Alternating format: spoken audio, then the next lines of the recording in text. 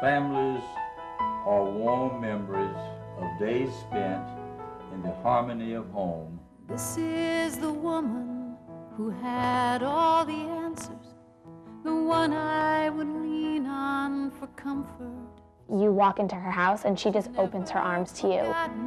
One grandchild's birthday, now she can't remember my name. I loved Mom and love Mom so much, but she's not my mom now. She's gone, but she's here. Mom wanted grandkids all her life, and she doesn't know any of them. She doesn't know us. And it makes me so angry. I shake my fist and cry out to the heavenly one. Why would you play such a cold-hearted trick? I thought your job was to love. How a person like Jean, who's always been very moralistic, very church-going type person, all of a sudden can turn into a creature that uses profanity that you didn't even know she knew. She's gonna fly when her time here is through. First she'll have to let go. When I came home that first night, Of some things she can. I cried all night. My grandmother just simply said, I want this to be a story. I want you to tell my story. This might be the last time I'll be able to actually clearly set this out, but I want this to become a story. She said something is wrong, and so we had to get our heads out of the sand and put it up front and center. My name is Jean Gibbons, and I have Alzheimer's. I was diagnosed a while ago, and I thought, my gosh, I can't do this. It's unacceptable for someone to love and for someone to be loved and not to know what that feels like. If you don't set it out there to professionals, to people who care, people who know about the disease, you're not going to get anywhere. And if people keep doing things that my mother is not doing, just keeping it inside, then you're never going to get a cure. And she wants to be the start of people talking about it and people being open about it. And as long as you're open, something will come out of it. This disease threatens to bankrupt our healthcare system. We know it bankrupts people emotionally and spiritually. Financially, it is an expensive illness. Hundreds of thousands of dollars over the course of this disease. We have to care what causes it. We're dealing at Leeza's place not only with Alzheimer's and dementia, but with all memory disorder, which includes Parkinson's and MS, stroke, brain trauma. The process of dealing with it is very much the same. The frustration is very much the same. And again, that's another reason to find out what you have. An unnamed enemy has way more power than recognizing, here's what we've got. Now what are we going to do? We want to have a resource center in every county, in every city, in every state across the country within a decade. Pretty ambitious. As we grow and mature, research is vital. We're making those connections now. We have to focus on the funding. We have to focus on incentivizing scientists. Otherwise, we're accepting that there's a life with this disease. That's unacceptable. It is not an overwhelming, impossible task. It's a mission that requires that we form partnerships, that we hold hands, that we make the table as big as it can possibly be. Let's find out where we can identify like-minded people who can help us with this mission. And there are lots of them out there. We've found, and I've been surprised to find, that so many people are just waiting to be asked, what can I do? That's pretty beautiful. So I just hope that everybody, if you have Alzheimer's, don't hide it. You know, go out and tell your friends, yes, I have a problem, and they will understand. And whatever I can do from now till the end, I'm going to do it. It is unacceptable for someone to live a rich, wonderful life and not be able to know that it happened. Even though my grandmother doesn't want my mother just spending all of her time on this, my mom's still going to spend all of her time and effort. She'd probably just quit her job and lose everything right now just to do this, and I'm behind her every step. I love you. She's gonna fly when her time here is through, first she'll have to let go of some things she can't use. 'Cause people and places, memories and faces are just way too heavy, it seems, to carry on angels' wings, to carry on angels' wings.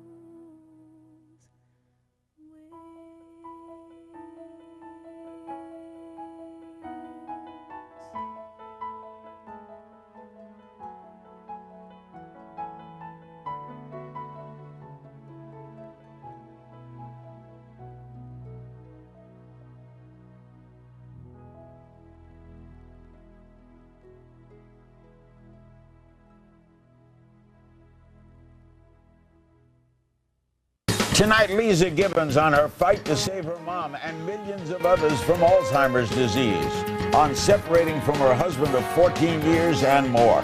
An intense emotional hour with Leeza Gibbons. We'll take your calls too. Next on Larry King Live.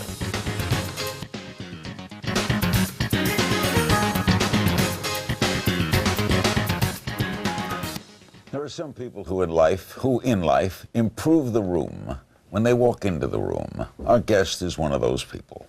Leeza Gibbons, easy to listen to and easy on the eye. TV and radio personality and producer, current host of radio's Leeza Live on the Westwood One Network, has been called a social entrepreneur, founder of the Leeza Gibbons Memory Foundation, is also the author of a book, it's been out a little while, called Scrapbooking Traditions, which is designed, there you see its cover, it's designed especially for people affected by Alzheimer's disease, and we'll get to it in just a bit. What do they mean by social entrepreneur? What does that mean? Oh, wow, it's a lovely compliment, isn't it? Yeah, what are you? Well, I hope it means that I'm looking for, with my nonprofit work, as you do, I'm looking for ways to encourage people to take custody of their lives and affect the change in the areas that they really care about. And for me right now, that's memory disorder. It's looking out for caregivers and honoring that most difficult, challenging thing, which is to take care of another person in life.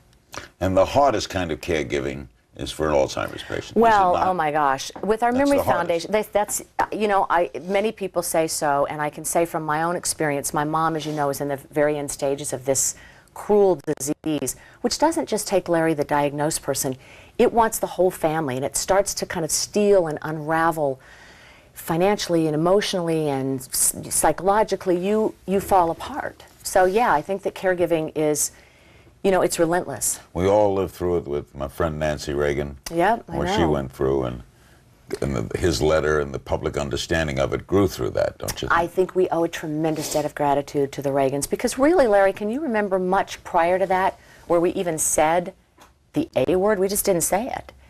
And I think because people believe it's hopeless. But whether it's any cognitive deficit that comes about for any reason, when your memory is gone, that's our soul print. That's who we are. I mean, you know, the places that we went in the world and who we loved and how we spent our time. And when that begins to fade, when you begin to have this death in slow motion, you really begin to question all those existential things like, well, what's it about? I want to get to that a lot, so let's discuss first things first. First things first, How Larry. have you coped with the public divorce? When you're a public person, divorce is public. So the country knew Leeza Gibbons was getting divorced. Well, my Does husband that and double the plight? You know, my husband and I are separated, and there's a lot of pain certainly involved in that. But there's the joy of exploration. There's the commitment to finding what's real and true. There is the serenity in knowing that our kids are thriving. Steve and I are really committed to co-parenting our kids, and we're getting along great. There's nothing nasty going on. So the fact that it may be reported, clearly there are many more scandalous things to talk about than my separation. And, you know, like most people, like you at many times, I think you just don't, you create your own little safe cocoon within your family, and that's pretty impenetrable if it's good stuff. If you do it right, the kids are okay, right? You know, knock on wood, my kids are thriving, our kids are happy, and we try to be honest with them and true with them, and we want them to grow up knowing that life is challenging, and sometimes it doesn't work out the way we intended. And right now we're really, I don't know what's going to happen, but we're really committed to the process. Can you be friends when you were lovers? Oh, yes. Yes. Aren't you friends with anyone that you were intimate with before? But isn't it hard to maintain it? I mean, you're around them all the time, right? Because you see them a lot. But you know, the real definition, though, of intimacy is when you share a piece of your soul. And when you make children with somebody, when you have a life with somebody, that doesn't go away. And I think that you've given away a part of yourself then that you don't ever want to bring back, because that's how you grow. And a heart grows in capacity to what is needed of it. So I think you can. Are you out in the dating world? Oh, my gosh. I laugh because it's so, no. No? I mean, maybe I shouldn't have laughed. Was that a defensive laugh? It was. It's not a funny concept, I suppose, but why would that be funny to you? I'm not ready. You're beautiful. Thank you, but I'm not. That's not where my heart is right now. Right now, I'm trying to figure out how to be the best me, and I think that sometimes with women and with men, and I bet a lot of people watching right now are in relationships where they feel they have forgotten who they are, or they're disappearing, or the relationship is somehow not fulfilling. And you can't attract what you don't have. And so I'm really trying to look at making sure that I'm whole. So if you're asked out, you say no?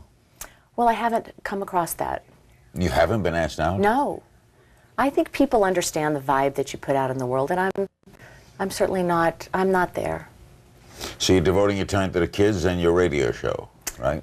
Yeah, I mean, I have a rich, full, wonderful life. Like, you know, it's populated with a lot of really great things, and the kids are first, and I have work that I love, and I have this foundation that is my passion.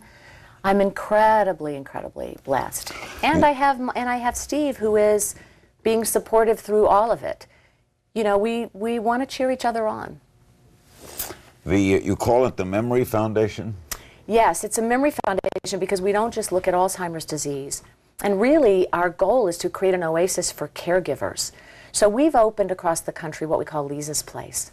And Leeza's Place is this safe, intimate living room setting where caregivers can go and get nourished, get educated, get empowered, and really get energized because it's such a depleting process. Who runs the places? They are really run by, there's a care advocate on site. In each community kind of owns these centers. Who trains them? Our foundation trains them, our executive director, and we're affiliated with hospital systems. We work with other nonprofits, but we aren't giving medical treatment. We aren't diagnosing. We're offering psychosocial support, and we have many wonderful programs. Memory television, which is something very unique. Our scrapbooking that we do, which really empowers those who are losing their memories to have the dignity and to feel that they're so capable at a time when they're losing their ability. We are all losing our memory, right? In fact, you start memory loss in your teens. That is what they say, and we're learning so much more about it. Every day there's a new report about how we can retain our functioning and our cognitive abilities. So, but I suppose if you're to be, bottom line about it, you're probably right, Larry. No magic pill, though. There's no magic pill. You know, with cancer, with any disease process, with heart disease, the things that you look at and care about so much, we know inflammation is an enemy. So an anti-inflammatory diet is probably helpful. There are the new studies that I know you've been reading about, and many of your viewers are probably interested in. What about cholesterol drugs? Yeah, Lipitor might help prevent Alzheimer's or help the Alzheimer patient. Lipitor and other statins. And, I asked my doctor about it a while ago and said, look, I've got 2 generations of women. Prophylactically, should I be taking Lipitor? And we made the choice that I would. Now, that doesn't mean it's right for everybody, and there's more testing, and there are no guarantees. But I do try to stay on top of, memory-enhancing options. What do you mean 2 generations? My grandmother died of this disease, and now my mom. And so my mother knew it. She knew it, just like I know it. And yet we still didn't want to see it, and we still weren't prepared, and my dad still wasn't covered in terms of, financial things. It just broke into our lives like a shock. How old is Mom? Mom is now 69, young. That's all? Young, and she began, you know what, Larry, she started showing symptoms in her late 50s. People talk about this, and I think one of the reasons why we don't get as much support as we need is there's a belief that, oh, well, it's for old people, you're going to lose your memory anyway, and there's nothing you can do. Well, that's just so not true. Our mantra is to get on top of it early. We'll pick up from there in a minute. We'll be right back with Leeza Gibbons. We'll include your phone calls in this hour. Don't go away. So I just hope that everybody, if you have Alzheimer's, don't hide it. You know, go out and tell your friends, yes, I have a problem, and they will understand. Even though my grandmother doesn't want my mother just spending all of her time on this, my mom's still going to spend all of her time and effort. She'd probably just quit her job and lose everything right now just to do this, and I'm behind her every step. Love you. We're back with Leeza Gibbons of the Memory Foundation. All right, your grandmother died of it, so your mother knew what your grandmother died of. Did she expect it? Expect it. Did she say, I'm going to get Alzheimer's? No, she didn't. And I think she would have never wanted us to worry. And my dad, which is very common, would cover for her. And that's why diagnosis comes so late, because couples kind of have this dance. And people don't want anyone to worry, and they don't want to face it. So the repetitive behaviors, the being disoriented in a crowd, socially not feeling quite so comfortable, those things we would just write off to, you know, mom's drinking too much. I really thought, okay, we got to have this intervention. Mom's an alcoholic. She would do anything in the world for us kids, so we're going to have to step in. And my mother, I have to laugh. There's so many things you really have to have a sense of humor about it. My mom, I was on the phone. My family's in South Carolina, and we're having this big discussion. My mother picks up the other line. Leeza Kim, I know what you're doing. I know you're going to send me to that Henry Ford. And because we were talking about sending her to the Betty Ford Center for alcoholism. And was she a drinker? I think she began to self-medicate, as happens a lot. What was the first sign to you? Well, I remember with my granny, the first sign was my granny made these little brown jugs, these biscuits that she would put her thumb in, and we'd put cane patch syrup in these biscuits. You're from South Carolina, being a good right? Southerner that I am. And Granny one time couldn't find the biscuits, and she's looking in the oven, and we just couldn't find them. She had taken them, and they were like in the dresser drawer in the bedroom. And I thought, well, okay, yeah, Granny's a little odd, but that was my first sign of thinking, what's up with Granny? With my mom, because we were so close, when she came out for a visit, and she wasn't being affectionate with the kids, and she lived her entire life for grandkids. And we went out to lunch, and there was a convertible. I was paying the bill, and it's an outdoor restaurant cafe, and my mother went and got in the back seat of this open convertible, and it wasn't our car. There were things like that. How does it get diagnosed? How do they know it's not senility, it's not just aging? How do they know it's Alzheimer's? Well, I mean, I certainly can't speak as a medical professional, but as a family member, what I learn and what I know of from the medical directors that work with us, it really is a diagnosis of exclusion. And sometimes... Do they scan the brain? Well, you can scan the brain, but there's a lot of controversy over what you learn. There is some belief that if you scanned your brain early on, for people that go on to develop Alzheimer's, the hippocampus may begin to shrink, and that may be a precursor. There also are some theories about hot areas of the brain. But, you know, basically doctors will tell you that they're not really trained to diagnose Alzheimer's. And, you know, in many cases, a general practitioner. Neurologists treat it, right? Correct. And so that's why we tell people to try not to be afraid of it, because meds are more effective in the early stages. You can begin to make your wishes known and get on top of your care and manage your life. Like with Mom, we took everything of color out of her wardrobe. We only put solid block colors so she could wear anything. We tried to make it so she could be independent for as long as she could. But it doesn't get better, right? You can stave off things. You can manage your risk, we believe. You can delay the onset of symptoms, we believe. And you can plateau, we believe. But you don't come back from it. What do you die of? Well, you said your grandmother died of Alzheimer's. Did she die of Alzheimer's or pneumonia? In many cases, what happens is, and again, I'm even uncomfortable speaking of this, I'll just tell you my personal story, is that the brain would just really, parts of the brain would begin to shut down bit by bit, and then the brain would stop telling you to breathe or stop telling you to chew or swallow. You couldn't swallow. It instructs everything you do. So since it informs everything, as bits and bits are eaten up and taken over by the plaques and tangles, you disappear. Right. When it started to go bad with your mom, what are the things that started to really scare you? Well, missing her. I started to miss her right away because the mother that I grew up with was gone. Most caregivers, and we are a resource for caregivers. It's what our website is about. It's what Leeza's Place is about. Most caregivers will tell you that it's such a scary situation because your relationship changes. And like a husband doesn't any longer have that wife. You're really sort of with a stranger who becomes dependent, who may become hostile, who may become angry. You may get resentful as the caregiver, and we isolate because we're ashamed, and regretfully there's stigma. So that's a big part of our message, is to take away the shame and stigma. Your mother gets scared? I'm sure my mother was scared when she put her head on the pillow at night. Larry, my mom was pretty incredible because she did public service announcement. Oh man, she faced it head on. And she told me, when I was in the 6th grade, there was a talent show at my school, and I came home from school crying, saying, I don't have a talent, and I can't tap dance, and I'm a bad singer, and I can't play an instrument, I have no talent. And my mother, who I'm sure was just vamping as mothers do, she goes, honey, you do. You are a storyteller, and I want you to get up there in front of that class and you tell the best story that you possibly can. And it's sweet because when my mother knew that this was her disease, she said, honey, you're a storyteller, and I want you to take this story, and I want you to tell it.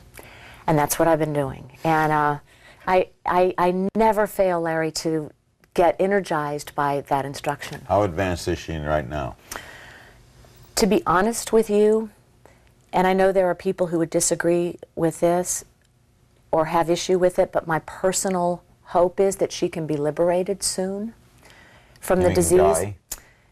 She never wanted to live on in this condition. She would say, when I can't call you by name, I don't want you to come visit me. Well, I told her I wouldn't promise her that I was never going to leave her, but I understand what she meant. She doesn't know you? No, it's been a long time. She's vacant, and the kids Where is she? She's in South Carolina. In a home? She's in a skilled nursing facility. My dad cared for her, and he's there twice a day now. He's okay? No, I wouldn't say he's okay. My biggest concern is about caregivers. My mom is in a place where we don't know what she feels, but I can see what my dad feels. By the way, what's the website? leezasplace.org. But if you just remember Leeza, all roads will take you there. We'll be right back with more of Leeza Gibbons. We'll go to your calls at the bottom of the hour. Don't go away.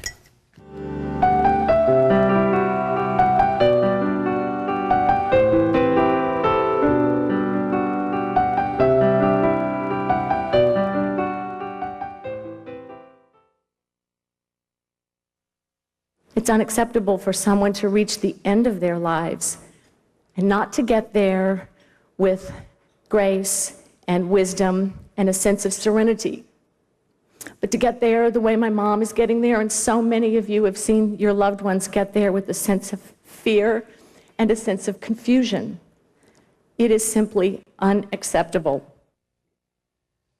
Your mom watching right now wouldn't understand this, right? Oh, no. No? When your father, for a while, took her out socially, what would he do? He would tell the people in the restaurant?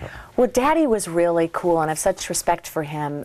They would go out, and Mom would, as many people do, would be inappropriate. She would eat off other people's plates, or she would wear something that was not right. We were at a fundraiser one night, and we couldn't find my mother, and I looked in the corner, and my mother was ripping her dress off, and we laugh about it now, but it's horrifying. But she would come out ready to go to dinner and have, if she'd have her bra on the outside or something wrong, he'd say, honey, you look beautiful, let's go. And I just thought that was so nice. And a lot of people would do things like he would go to places where they knew what was going on, but we'll give a little card saying, please be patient. My partner tonight is dealing with memory issues. What does the caregiver do when the person they love doesn't know them? Rely on what was, know that it's still there, uncovered somewhere. A heart never forgets. Love is love, and I think it transcends and it transforms. But talk to them as if they do comprehend? The reason why we encourage people and caregivers to get into the process early is, if you're not educated about what's going on, you will be maybe very resentful or try to correct someone and say, but Mom, you just told me that. Or no, Mom, we don't live there anymore. And you have to join the diagnosed person in their world, because they can't join you in yours. You don't correct. You don't correct. You just gently redirect like a child. Why, has to be asked, why do you show your mother? We never saw the president. Right. We have not seen Charlton Heston since true. he made the announcement. I Why do you show respect your those two families so much, and I think Mrs. Reagan is just an angel on earth. Different set of circumstances, clearly, but this was my mother's wish. She knew she had this disease. She asked me to tell the story. Our entire family, my sister, my brother, my sister-in-law, my husband, our kids, we knew what we were doing. Some people in the beginning thought, well, that's uncomfortable, and we don't want to remember your mother like that. That's the point. This is not a pretty disease, and it gets cruel and it gets ugly. We need to make it more important. We need to have more support of the caregivers, and we need to have more research. What advances are being made? Oh, gosh. Does the government spend enough?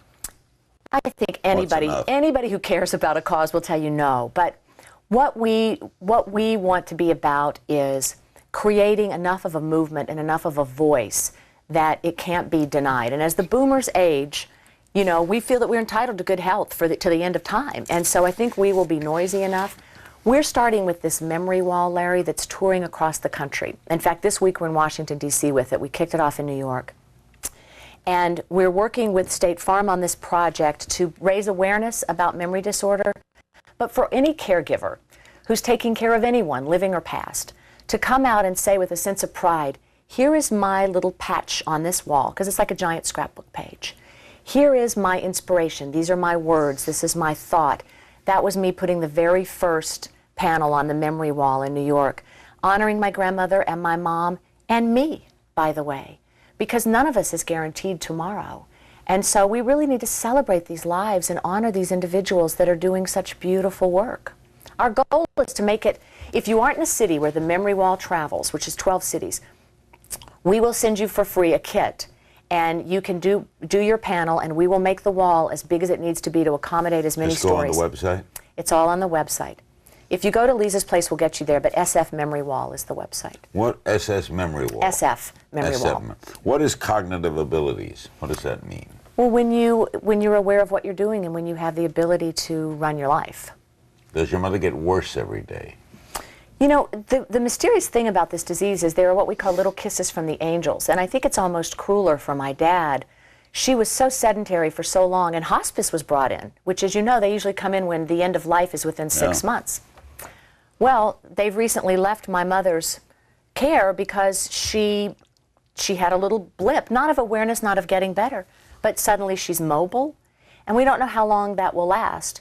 So, you know, at the 50th wedding anniversary, which was, I guess, a year and a half ago, my mom and dad, my mother was already in skilled nursing, and we all went. We didn't know what kind of a day she'd be having, but Dad bought her a little pink corsage. And we were hesitant about what would happen, but we brought their song, which was the Tennessee Waltz, and we put the music on, and my mother was sitting there like this, like she always does, pulling at her lip and her clothing, and the eyes were darting, and then the music came on, and she opened up her arms and looked up at my dad, and they danced. And we thought, wow, that is so deep in her core.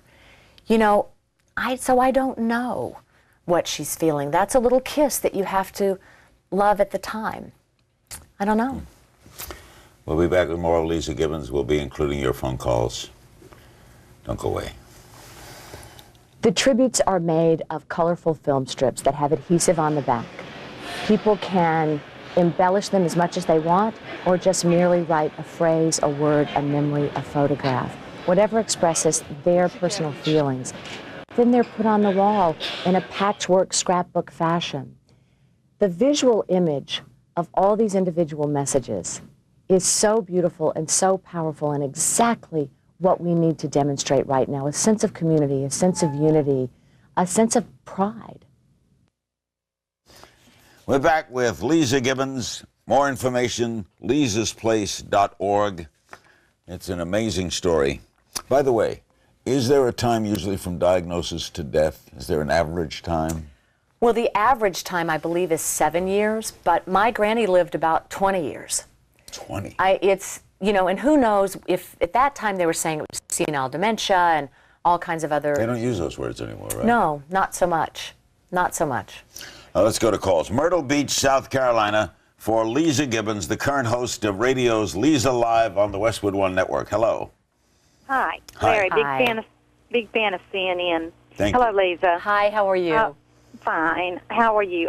My question to you, being a caregiver for 36 years myself, almost 37, I wanted to ask you, how long has your mother been diagnosed, and how long have you been staying with her and helping her, and has it taken over most of your life? Oh, wow, this is coming from someone who understands all of those feelings, don't you? Bless your heart. I tell you what, we encourage caregivers to what we call take your oxygen first, because caregivers give, and as women especially, and most women are caregivers, we nurture, and that's part of our joy and what we love to do, but it depletes us. And you know, my mother always used to say, if mom ain't happy, ain't nobody happy. Well, if the caregiver's not nourished and doesn't take care of his or her own mental health and physical health, you can't give to the person that needs you so much. And to answer your question, being a long-distance caregiver for much of my mom's relationship in many ways has been easier, in some ways much harder. My brother and my sister and my dad are there. They have to see mom's decline every day. And so part of what we do to help caregivers on our website is we have a life ledger where you can enter your loved one's conditions. How did she eat last night? Did she fall? You can tell caregivers what she likes. She likes classical music. She likes the color blue. And you can stay connected from coast to coast. And thank you for your question, for the work that you do. You know, for people who are wondering, Larry, on our website we have a memory screen and a depression screening. A lot of times people freak out. It may not be Alzheimer's. It may be a condition that is reversible. It may be dehydration. It may be stress. It may be something with thyroid or whatever. So this memory screen, it's not a diagnosis, but it will give you a printout, a tool to take to your doctor. You can take it for yourself or for someone that you love or care for, and it will tell you if you fall within normal memory. Like we get a mammogram, we get a bone density. I would hope that everyone would get a baseline for memory as well. And you can get this by? You just go to our website. It's free, obviously. Tell me about all of our services, by the way, are free. That necklace must mean something. This necklace, thank you for asking about it. This is Memories Forever, and I wear it in honor of my mom.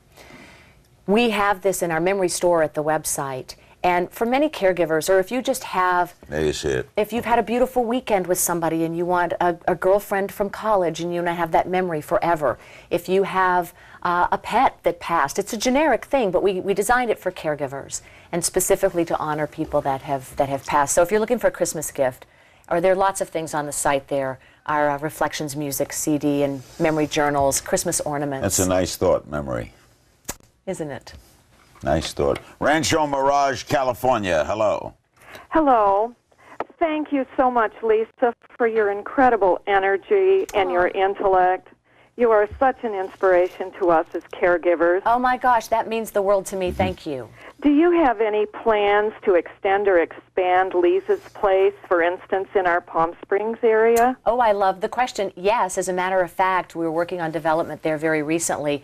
We're opening in Los Angeles, in Sherman Oaks, with the Circle of Care Foundation in the spring, and with the Assistance League here. And we were really far down the line in New Orleans when Katrina hit, so our development there is still going on. And yes, in Palm Springs as well. You know, my goal, and I think the only way to think is big on this, my goal is to have a Leeza's Place in every county and every state within 10 years. So that's, we're moving quickly because the need is so great. What is scrapbooking? Well, Larry, scrapbooking is the coolest. It is. You keep a scrapbook? Oh, yes, many. And Why do you look at me like an idiot? What is scrapbooking? What is scrapbooking? well, you know what? Scrapbooking is memory keeping. That's really what it is. It's creating legacies. Do your own scrapbook. And it's taking something that matters to you and putting it on a page so that it can live on. You can share it with other people. In the case of my mom, I keep her alive that way for my children. I can honor who she was rather than who she is now. And I've started making, I encourage everybody, make a scrapbook page and call it All About Me. Because your kids will never believe that you ever, like in my case, that I ever drove race cars, or that I ever, you know, told funny jokes, or that I ever anything, had a great pair of legs, or whatever. They'll never believe it. So making, you know. Well, your legs are going away, right? I could rewrite history and just tell them whatever, right? But scrapbooking is really important for people whose memory is fading. It really empowers them. Phoenix, Arizona, hello. Hello. I was concerned about knowing the difference between dementia and Alzheimer's, because my mother, even though she was very lucid and, knew me and knew how to get to her room and everything, when she died, they diagnosed her with dementia. Right. Which was upsetting to me because I didn't see her that way. Well, it's a big question, and honestly, I'm not a qualified person to answer it, but I can tell you that Alzheimer's is the leading form of dementia. And so, whatever the doctors, unless they did an autopsy, maybe did they do an autopsy? Did they do an autopsy? No. Oh. Okay. That would have helped, right? Then I wonder if they would really know for sure. But for you, what's important is, I would think, we want closure, don't we? And we want answers, and we want reasons for things. And I think that does make us feel better. That's why we stress education. How can you afford to do all this? What do you mean afford? It costs money, right, to set up a foundation and. Well, it's an emotional investment. It's an investment of time. You still have your cosmetic line or your jewelry line? Yes. In fact, the scrapbooking all funds the foundation. And obviously we have our products like our necklace that we developed that fund the foundation. They're all supported by local communities too once they're open, which is really important because that way people own that neighborhood and that environment, and it really does. While they're standardized from coast to coast, they do reflect, like in Melbourne, Florida, we have the Health First Leeza's Place, and it's vibrant and alive, and it's different from the Park Slope Leeza's Place in Brooklyn. So they take on their own personalities. We'll be right back with more of Leeza Gibbons doing extraordinary things. Don't go away. When our family found out Mom had Alzheimer's disease, we were devastated and frightened. I believe she knows who I am today. What would happen to her and to us as this disease took its toll? It was hard to find a place for information, a place for support. Well, now there is a place, Leeza's Place. Leeza's Place is designed so that we hope you feel welcome and safe, and the minute you come in, you feel like a guest in a living room. By the way, please watch Saturday night's edition of Larry King Live. We do a whole hour on St. Jude's Hospital. Marlo Thomas is here with some children from the hospital. It's the only hospital that has never sent a bill. It has no accounting department. Watch that. Marlo is wonderfully inspiring, isn't she? Oh. You talk about somebody living in their destiny. You're not kidding. Her father's dream. Awesome. Kingston, Ontario with Leeza Gibbons. Hello. Hello. Thank you for taking my call. Sure. And Leeza, I want to applaud your strength and your frankness in this discussion. Thank you. And I would like to ask, I called in before the piece about the wall. All right. And I just wanted to ask what the common person, the regular, ordinary person can do to support the Alzheimer's movement and increase support or whatever, however you'd care to describe it. Well, you're doing it, first of all, by your willingness to talk about it. I think that storytelling is at the core of this, building awareness. And in conjunction with the awareness, of course, we need to raise money because families need help right now. We need to offer a lot of comfort and care while we're on the way to a cure. So please do go to leezasplace.org and you'll find information about what we're doing and about other great nonprofits, the Alzheimer's Association with whom I've worked for a long time, the AFA, so many others, the Parkinson's Group and MS and stroke and brain trauma, all those related interests. I think Answers for One will give us answers for each other. But the memory wall, if it's not in a city near you, and you're in Portland, is that right? Kingston, Ontario. I'm sorry. Well, we're not coming to Kingston, but if you just write to us, we will send you out a tribute kit because I'd love for your voice to be there next to other Where do they write? people. Go to a website or is there? Yes, just go to our website and we will mail the kit out to you for free. And there's also a phone number where you can call and we'd love to send it to you. You have the number? My dream, if you just dial 1-888-OK-LEEZA, then you'll get hooked up with everything that you need to know. And my dream is that the memory wall becomes so big that it's like the AIDS quilt was, which I think was a turning point in that disease. Whoever came up with the AIDS quilt was brilliant. Because it was a sense of pride. We need a sense of celebration for this community. We need to get out of the dark and out of the insulation, and we need to really honor that memories matter. So I hope you will get the kit. That toll-free is 888 what? Okay, Leeza. Okay, Leeza. Fort Lauderdale, Florida. Hello. Hi, Larry. Hi, Leeza. Hi. How are you? Leeza, hi. It's Gary Barg. How are you? Oh, my goodness. Gary Barg from today's Caregiver magazine, one of the real stars in the caregiving movement. How are you? I appreciate that. I love everything you're saying. Thank you for doing it in front of such a wide audience. You know, the White House Conference on Aging is coming up next week, and I've heard this question a lot. I know you probably really have a great insight in it. What role do you see government playing in supporting caregivers? Is it on the agenda for next week? The White House Conference on Aging is in 2 weeks. Is Alzheimer's on the agenda? Yes. It is. Alzheimer's, aging, senior care, what's government's role, Leeza? Well, I think it's twofold, really. I mean, I think, first of all, we need to recognize that caregivers are a huge population and that we're underserved. We don't really have a voice. We're not getting the services, the psychological support. I mean, that's, as you know, what Leeza's Place is all about. I think that, women, if I may be so bold as to say so here, I do believe that in many cases we are the change agents of society, and that the caregiving story is not ours alone at all, but it is ours to add to what we instinctively have as our greatest gifts, and that is to share our hearts and share our stories. And I think that the role that government can play is to listen to us, to ask the question. The best thing you can do for anybody is to say, what do you need? How can I help you? And that'll be something individual for everybody. But the reason why people come on Larry's show and talk, the reason why all the talk shows in our culture proliferate is we have an innate need to be heard, I think. That's it. Santa Rosa, California. Hello. Hello. Yes. Yes, I have a question regarding Lisa's mentioning the caregiving people part of it, but the research part of it is what I'm curious about. My grandmother was 91 when she passed away from Alzheimer's, and it was just a very sad situation because they were married. My grandmother and grandfather were married for 75 years. Wow. He would visit the home twice a day to make sure that she So would eat. your question is about how much research is going on?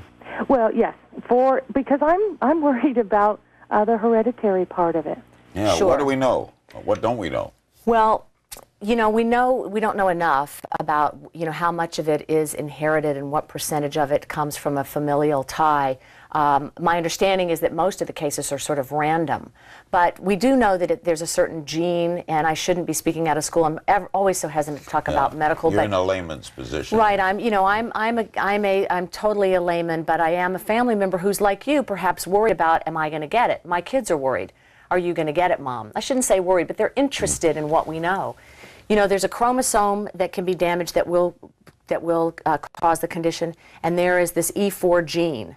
And you can be screened to have the gene, but my understanding is if you have E4, you don't necessarily go on to get Alzheimer's disease. I think, this is again speaking not on behalf of my foundation, but I'm one of those voices that believes that stem cell research, that we should open the door, and I think Nancy Reagan did a very brave thing with that as well. Before we go to break, let's check in with Anderson Cooper. He hosts AC 360 at the top of the hour, and our good friend William Jefferson Clinton is aboard, correct? He is, yes, an exclusive one-on-one interview with former President Clinton, talking about AIDS and the war in Iraq and the rebuilding of New Orleans. Also ahead tonight at 10 o'clock, Larry and Leeza, a developing story. It happened just a short time ago. A Florida jury says that Carly Bruce's killer deserves to die. He killed little Carly Bruce when she was just 11 years old after grabbing her on the street, as you see in this video. The abduction caught on tape outside a car wash in February 2004. Tonight on 360, we'll take you inside the court for the dramatic verdict. You'll hear from Carly's mom, and we'll talk about the next legal moves that could be made in the case. Will the judge actually accept the jury's recommendation? Coming up at 10 o'clock, Larry. Thanks, Anderson. Anderson Cooper 360, that's at the top of the hour, and today also is World AIDS Day. The President spoke on it today, rather eloquently, I thought. We'll be right back.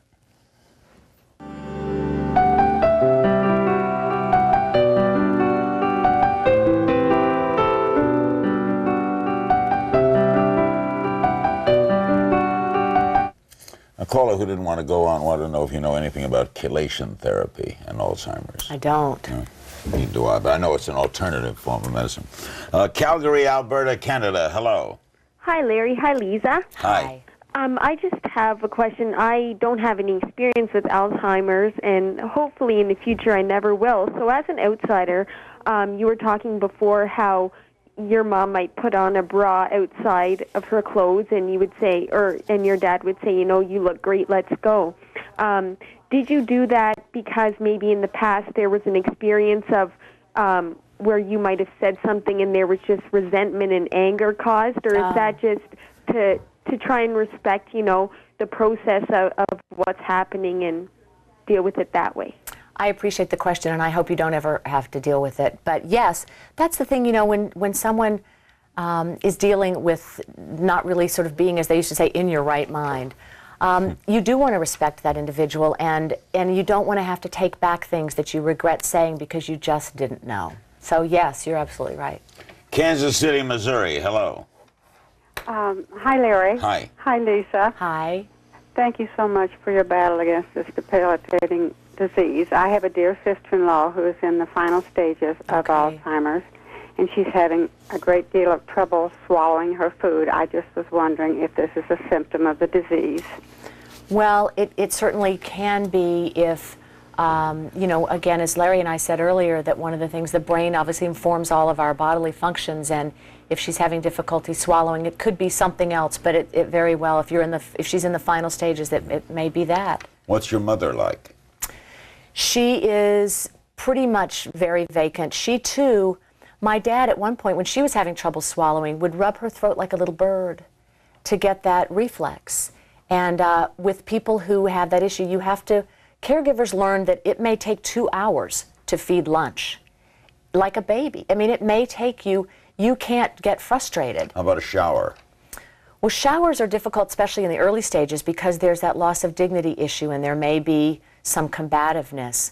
But, respectfulness is a big part of this process. So, people typically have their homes refitted so that they can have a sit-down shower, and there are now garments you can wear that will cover the individual so you can shower underneath the garment. And I think that's a lovely solution. Do we know if more women have it than men, or? I don't know, but I know there are more women on the planet than men, and women live longer. So I would imagine the answer is yes. I think it's worldwide. There are fewer cases, I believe, in some of the Asian countries, and they wonder, is it related to stress, is it related to diet? And that's why we need so much more research. We sure do. We'll be back with more with Leeza Gibbons. For more information, 888-OK-LEEZA, that's toll free, or leezasplace.org on the internet. We'll be right back. Don't go away. We are hoping to build this wall to break down walls of silence and shame and stigma, which all too often accompany memory disorders in particular. I really am so proud to put on the wall a tribute to my mom, a tribute to my grandmom, to amazing women who deserve to live on, who deserve to have their love and spirit recognized. If these military personnel look like a Soviet troop to you, then these men are doing their jobs. They're members of the Opposing Forces Unit at Fort Hood, Texas. Hi, I'm Leeza Gibbons, and I'm sitting in a Soviet T-62 tank. This is not a scientist concocting a chemical compound, but rather the man you'll meet tonight is involved in something much more emotional and subjective than that. He's a perfumer who's appearing at Sanger Harris to premiere a new fragrance that he's created. Hi, everybody. Welcome to tonight's PM Magazine. I'm Leeza Gibbons, and this is Leo Sims. He's a mail carrier in the Lakewood area. Now, he tells me that his route here is, pretty uneventful. Right. Kind of quiet. Well, you bet. Leeza, PM Magazine was very big. People forget. Oh, it was a great Westinghouse show. came up with that. Yes. They had how many of them? Well, they had them in different cities, evening and then PM. And we laugh and say there's a whole kind of group of us that are uniquely qualified to do, crazy stuff. We're the beginning of the reality stuff. It was amazing, too. You looked adorable. Yeah, Wheaton, great hair, wasn't it? Wheaton, Maryland. Hello. Yes, hi. I took care of my mom for 5 years until her passing, and I, as a caregiver, felt kind of lost because I didn't know what resources were out there and what was available to us. And at first, I really didn't know what Alzheimer's is. Of course, as you take care of them, you learn. And it's so funny how you have pointed on those kisses that you get, and all of a sudden you think back and you laugh at what they say and right. stuff. What's the question, dear? We only have a minute. I just wondering what kind of resources or training do you have for the caregivers? Yeah, where'd you learn it? At your Well, I actually did a series that's also available at our website, The Family Guide to Caregiving. And it includes all the nonprofits, lots of medical professionals, and lots of family experience. And I learned the way most caregivers learn from calling up other people and saying, what the hell do I do now? And that's why we started what we started. That's why we opened Leeza's Place, was to have a resource where you can say, take a breath, know that you're not alone, and know that there's life after this diagnosis. Are you expecting the end anytime? Yes. But I've learned not to know what to expect because it's so mysterious. And I don't think you can ever be prepared to say goodbye to anyone. But Oh, it's called the long goodbye. right. And what I know, though, is that when you start to disappear, I'm grateful every day for how close my mom and I were. And honestly, Larry, nothing was left unsaid in our relationship. Thank you, Leeza. For more information, leezasplace.org, or you can go to dial toll-free 1-888-OK-LEEZA, L-E-E-Z-A, Leeza.